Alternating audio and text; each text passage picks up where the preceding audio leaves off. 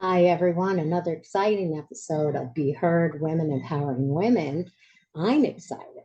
We have Jennifer Manocherian. I believe I pronounced that right. Yes, close. Close. Oh, close. Manocherian. Does it matter? The bills No, come it to me does. however it's written. Yes. Well, you are a screenwriter and an author, and over the years involved in producing over 30 shows on Broadway, off Broadway, even one in London. You wrote two musicals. You're a composer, director. No, no, I no, no. haven't. No, you're. I'm not the composer or the Oh, director. oh, okay. I work with my team. Gotcha. You have a team. And you also wrote a film with one of your sons, correct? Or I of your wrote a sons. film. Yeah, and yes, it can be seen on Amazon Video.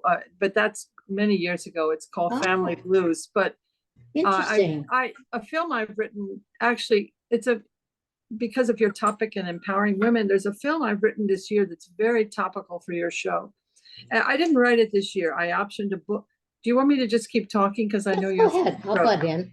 um, no, but the film that I have that's currently we're waiting, on pins and needles to hear if we get into Sundance, which we'll know probably within a week. But I optioned a book in 2014 titled Closed Doors by a wonderful person. She's my friend now, Scottish writer Lisa O'Donnell. Mhm. And it's basically the story told through the eyes of a young boy. In our film, he's 12 years old.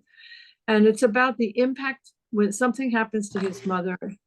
She doesn't want to talk about it. It's a secret, and it's the impact of a secret and how it kind of implodes within the community as well. Mhm. And then ultimately there's a healing.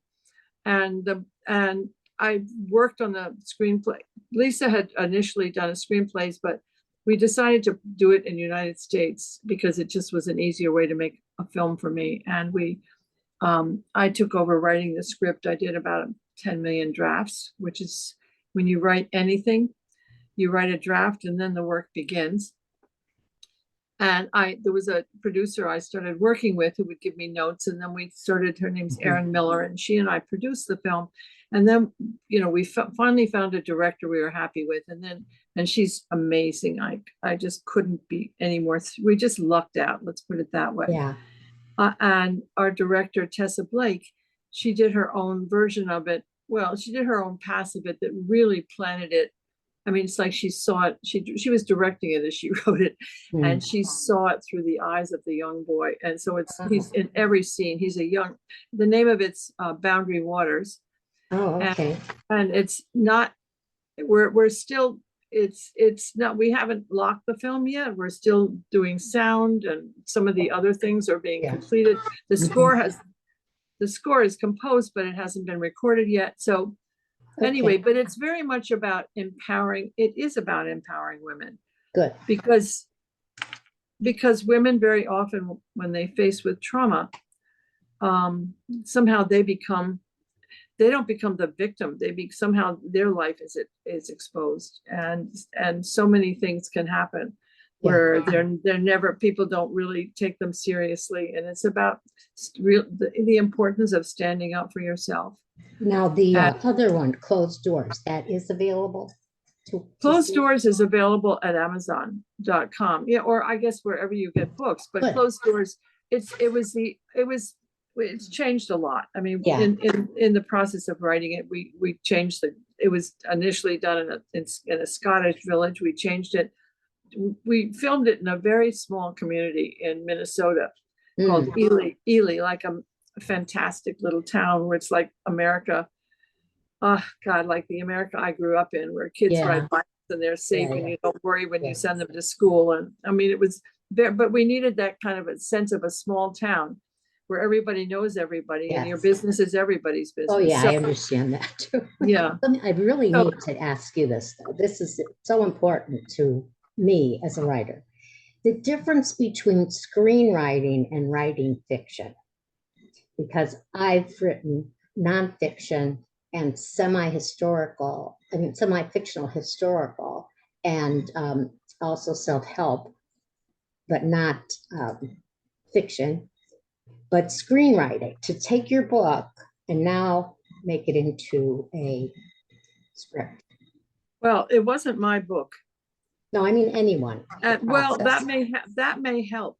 But what I can respond to, which is a little different from your question, Mm-hmm. is the difference between writing for film and writing a book.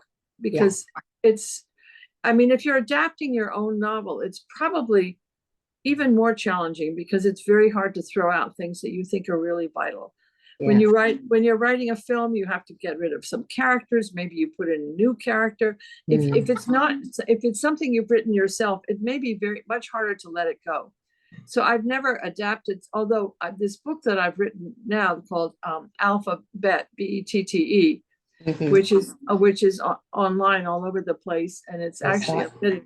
yeah, I've been very fortunate in getting some really good reviews. A few people don't like it, but you know, that's always, it has an ending that some people don't like, and that's Yeah, too bad. yeah. What can I say?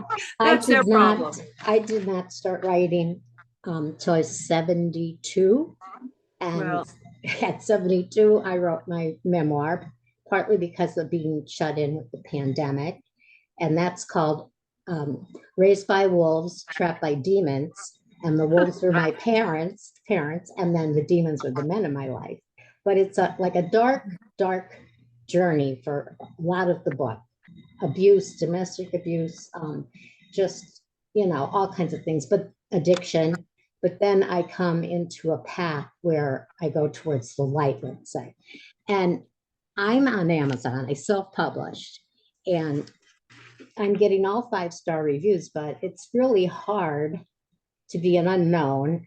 Your book could be fantastic, but think of all the authors that had to die before people made their books famous. well, I think if I died, my sales would do well.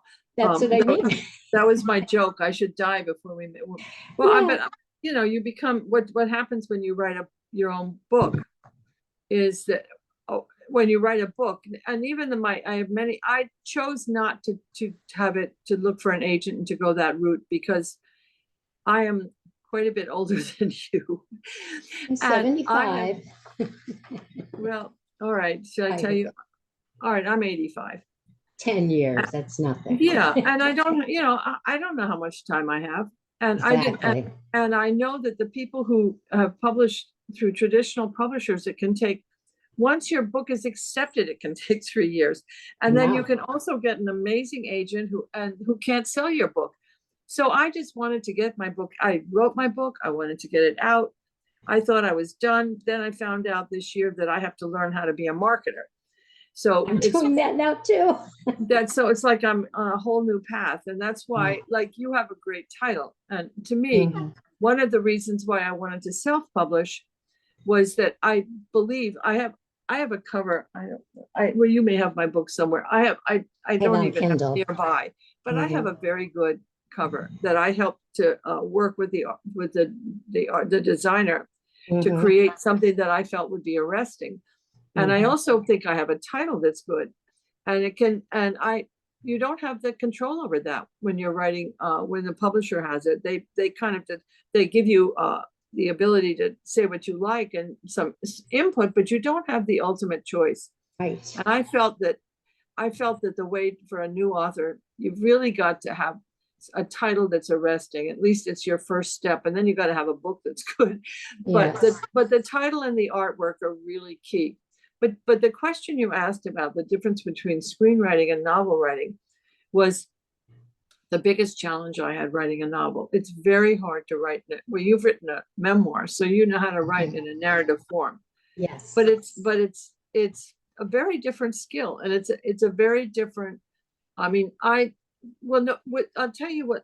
To me, the common element, which is true for film, for theater, for whatever you do, is creating good characters. Character, when I have, and I also teach, and everybody who's my student, they know that all I ever talk about is character. They've got to, before you put your fingers to your keyboard, you have to know your characters. When you go to sleep, they've got to be in your head. When you're driving your car, you're thinking, Yeah.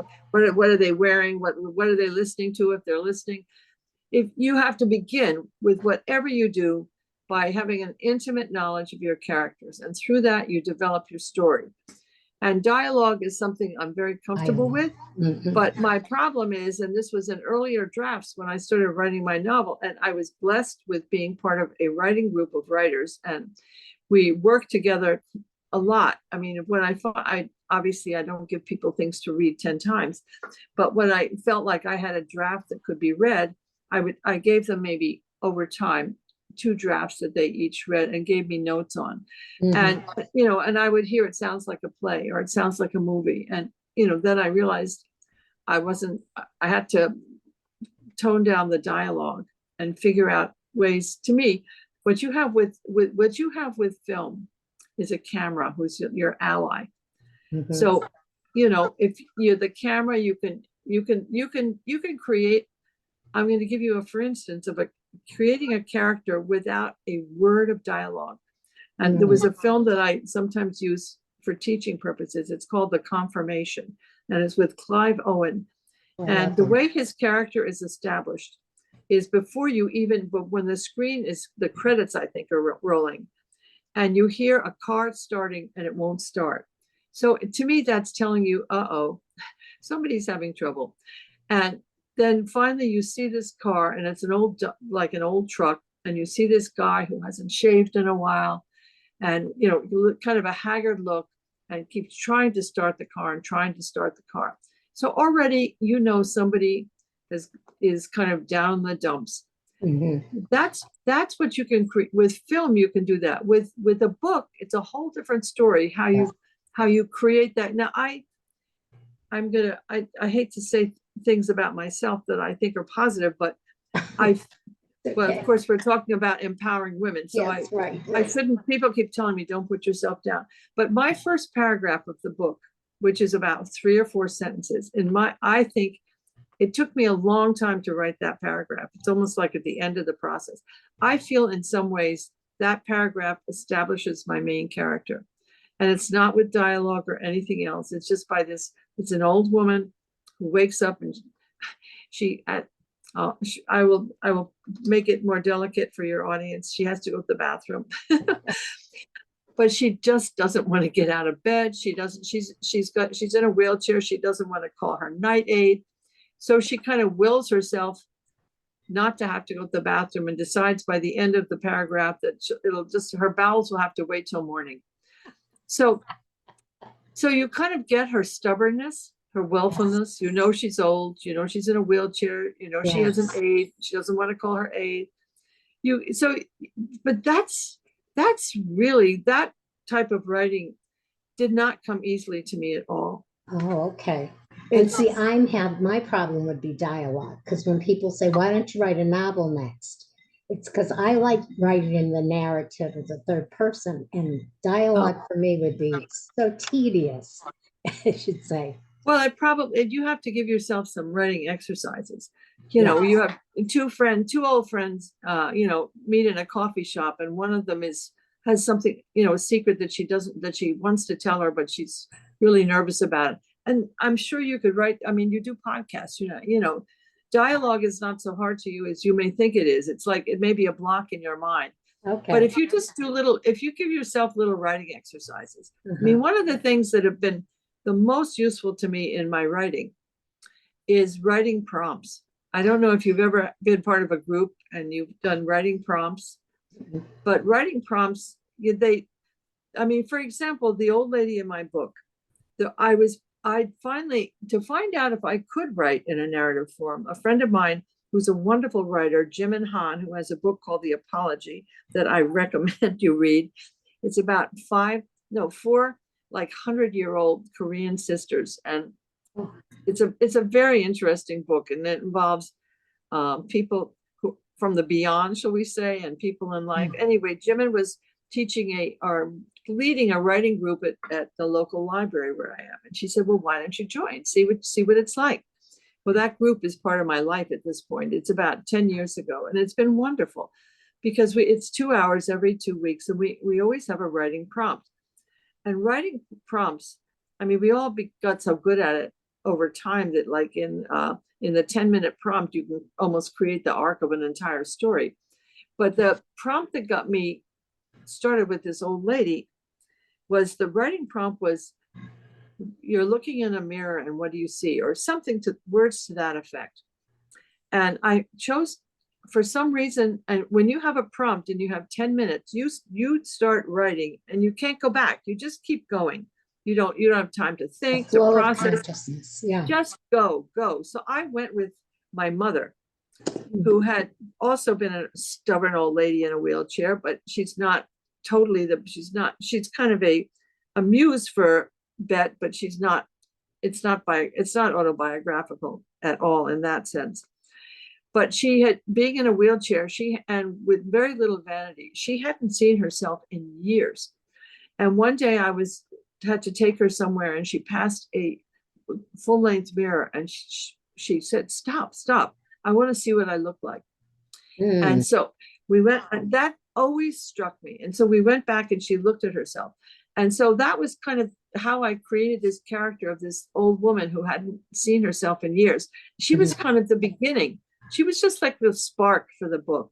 Yeah. Other writing, there's another character in my book. It's told through the point of view of 8 different characters. Now, each alphabet, which book? Yeah, each one has separate, you get their own point of view in different characters. Gotcha. And one of them was a very cranky, unpleasant neighbor. And that came from a prompt about writing about somebody that people don't like. And it's very hard to do that because generally we want people to be likable. But it was also, it was a great exercise. I had so much fun with it.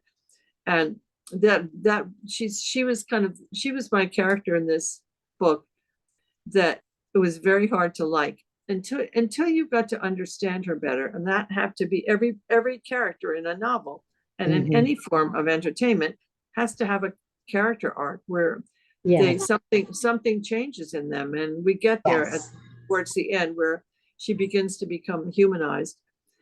But you know, my challenge is in a book too, with 8 different points of view. One of them is a medium, so she's just kind of plopped in. She doesn't need a huge character, but all the other characters have to have something that's kind of brewing within them. Yes, that has to be resolved in some way by the end, and it all happens over the course of one day.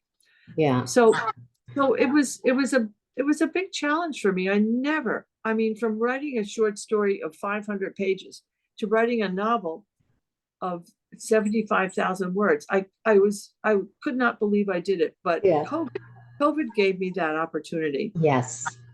It was just, my theater shut down. Up until then, most of my focus, well, I always have been writing kind of as my, that's how I my moonlight career.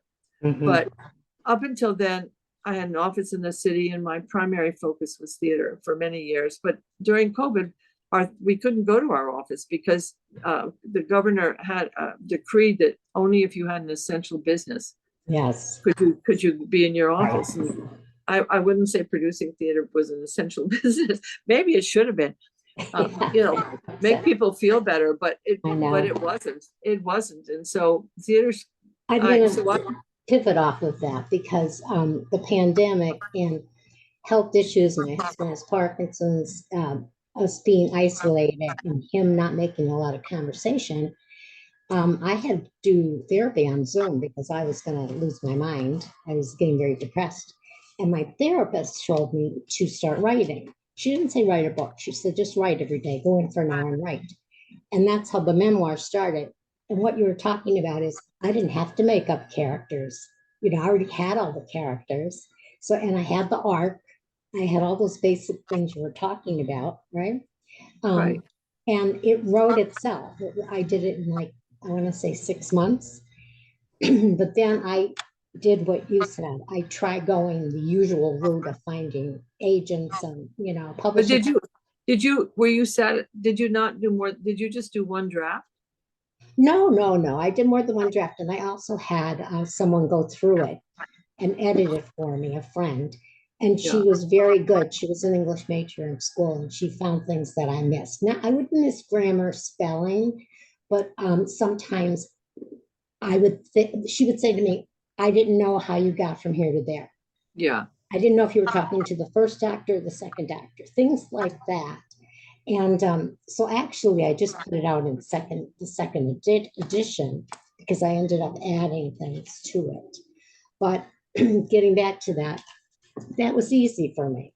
And I had unlikable characters, and all those things were already built in, of course. And I think what you talked about is having to do a lot of this yourself, Well, I want self-publishing to, and marketing.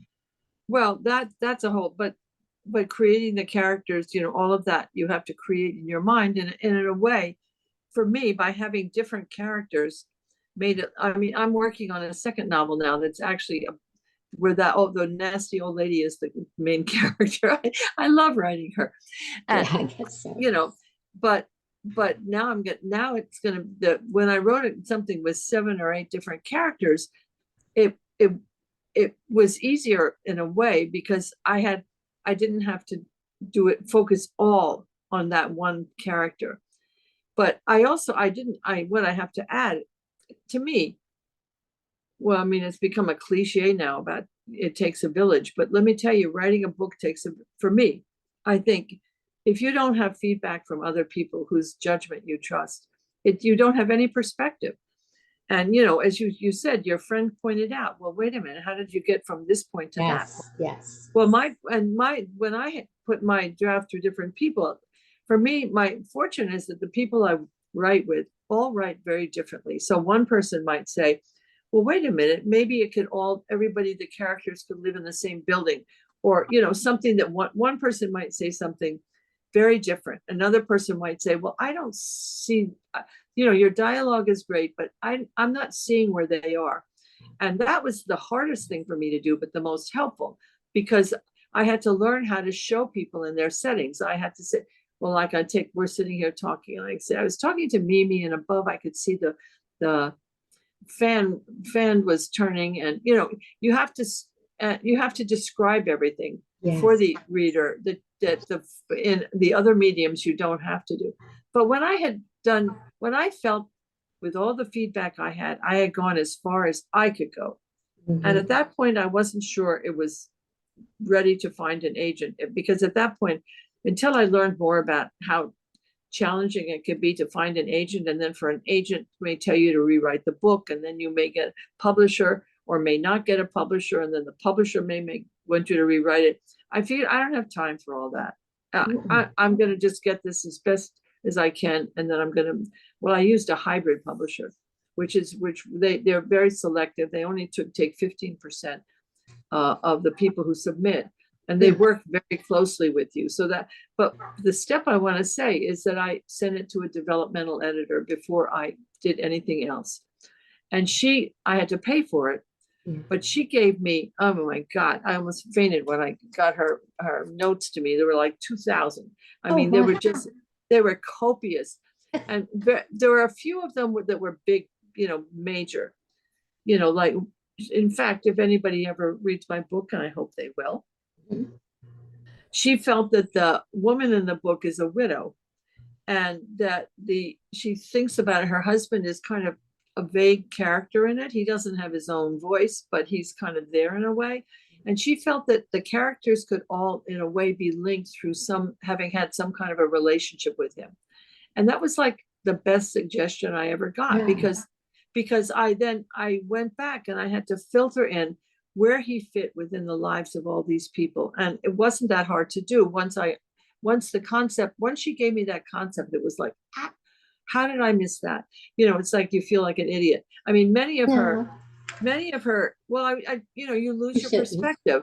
Yeah. And many of the 2,000 notes were, you've used the same word in the paragraph before, are just little ones. But and she had a different idea for the ending. That was virtually the only thing I didn't agree with.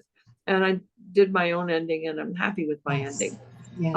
Some people may not like it, but I like it. And that's the way it's going to be. I will let you know. I have the book on Kindle. I didn't read it yet, but I do have it, and I am going to, and I'll send you an email. I'm whetting your appetite, but I'll review it too. But it takes, but you got to work with other people. It's you don't know you pick up a book and you're not, so that person didn't sit alone and write and send it out, and that was all that they did. I think my mother wrote cookbooks and Oh, so interesting. when and garden books. And so when I was growing up, I I would know about her going to publishers, and she was published by many different people. And it seemed, maybe I'm wrong, she's not alive, and I don't think my sisters remember either. But it seemed to me in those days the way publishers worked is you send it to your publisher and they sell it for you. And nowadays you got to sell your own book. It's a whole different process. Unless you're a celebrity, all these celebrities come out with books. Doesn't necessarily mean they're good books, but they No, sell immediately 1 million copies well, because they man, pre-sell and then there's a movie, and yeah, yeah, totally. And so it's very hard. very different. Yeah. But if you're just an ordinary person, well, in your case, though, you are known in theater and in different venues, right? So I don't know, did Well, that help you at all? did Getting it help me in marketing the with your book or in book and writing the book? marketing. I'll say the marketing. In marketing the book, I don't know. Um, I don't think it's helped me in marketing the book. I'm not like a household name to anybody. Mm, Um, but my experience, I was also before I when I got into theater at the time, I was a family therapist, and I also was in a field called divorce mediation. And I mm, did a leap into theater, which was what I call it a suicidal leap, because theater is a tough business.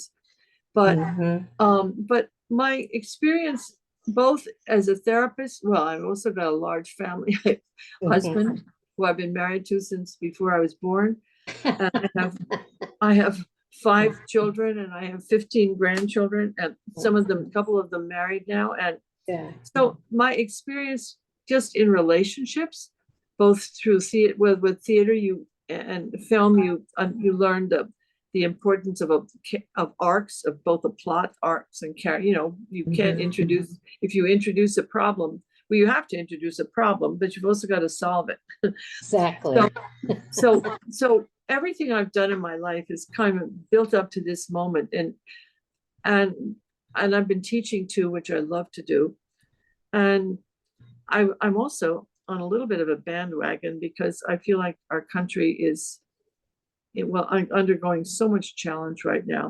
And so I'm on the board of 2 nonprofits that I feel are really important. And one of them has to do with helping artists spread messages of peace within their communities. And when Mm, I say peace, I mean peace kind of in the broadest sense of the word, help with bullying, with yes. Yes. anything, like just messages of hope and positive messages. And the other one is about getting young people to register to vote, because we don't have young people who give a damn about You're being preaching to the choir right now. I well, I'm agree. glad. And I you live in have a state where, grandchildren that don't vote that are over I 21, know it's, and I cannot understand it. no, I mean, listen, we were growing up and we couldn't wait. For me, I couldn't wait to vote. I mean, Absolutely. it was a big deal. It was like getting your license. It was I like, know. and for the young people the minute they are heading, even at 17, you can register. So the minute my grandchildren reach a certain age, I say, we're going to go register. I'm not totally successful, but I I do my know. best. Yeah, And I try not to say who you'd vote for, because this is a nonpartisan effort. I mean, exactly. I have my views, and my views are very strong, but I try to Mhm. keep them out of the conversation. Conversation, But absolutely. it's very, the alienation is, and it's not just young people. Everybody's kind of sick of the way things are being Oh, happening. I know. I know. And I'm on 2 boards. One is my church, and one is our local community nonprofit where we try to help we live in an over 55 community. So we have a lot of older people here that maybe they live alone or they don't have enough money coming in, that kind of thing.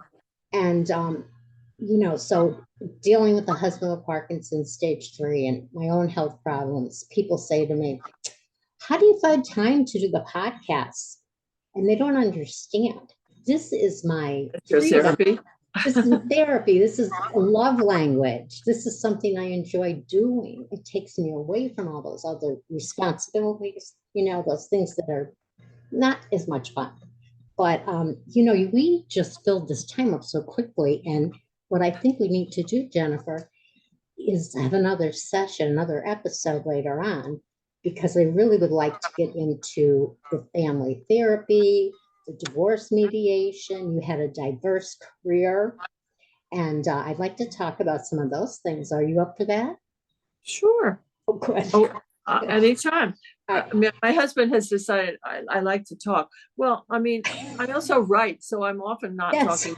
But that's I right. just want to say quickly, in terms of the Yes. title of your podcast, Empowering Women, Mhm. which of course I'm a strong believer in it. Um, I just want to say that what's happened, and it's true for you too, is we're older women, and the fact that we're out there in the world and we're doing things, and life doesn't end when you get to be in your 80s or Or 70s. 70s, yeah. I feel like we're role models for young people. I mean, I know that for my students in particular, it gives them hope that Yeah. there's, and I've had, to me, and I just read that when somebody else wrote that, and I really believe it. Life is in chapters. And if, Yes. and if, and if, and if you have your health, and if you have your energy, and if you have your curiosity, all of those are important. If you don't have built-in curiosity, then maybe it's not going to happen the same way. But I feel Yeah. like if I don't, whatever health issues I have, or it's just it's not, doesn't get in my way at all. I agree. I agree. And Let I me have ask you enormous, this too before we run out of time. yeah, I'm I want sorry. to send, no, no, no. I want to send you a book, my first book. And do you read Kindle or do you read the regular book, like I old like to fashioned? hold a book, and I want to read Good. your book because I like that title, Raised by Wolves and Trapped by Demons. Trapped by Demons. Yes. So you start off with the parents, then you go I into the love your men. title. Well, Yeah. I hope you'll read my book before we talk again. I'm sorry Yes. about your husband with My sister was recently diagnosed with Parkinson's, and Can you email me your address so I can mail you the book? yeah, of course. Email your Wait, address. I don't have I don't know that I have your email address. I'll give it to you right now. Condo, Right. Condo, Mimi, Mimi, Is that all lowercase? yes, All right, at Comcast.net. sure. Yeah, and I'll send that to you. And Is uh, Comcast in Florida?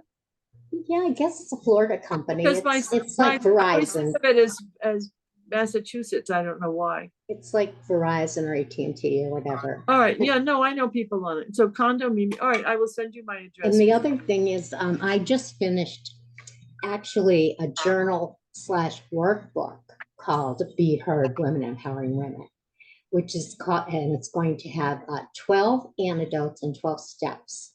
So after each chapter, they'll have reflections at the end. So I'm hoping that does well, connecting it all together. Right. But we're going to make another appointment because we have so much in common. We really, this is like the tip of the iceberg, Jennifer.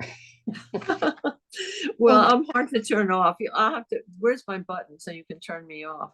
okay. I am going to reach out to you. I'm going to send you that book. You were wonderful. And my listeners, you're going to hear Jennifer again. She has a lot of experience, strength, and hope to share with us. And again, thank you for coming. My absolute pleasure. And may everybody be well and happy Thanksgiving. Yes. See you soon. All right. Bye All bye. right. Bye bye. Thanks, Mimi. Bye.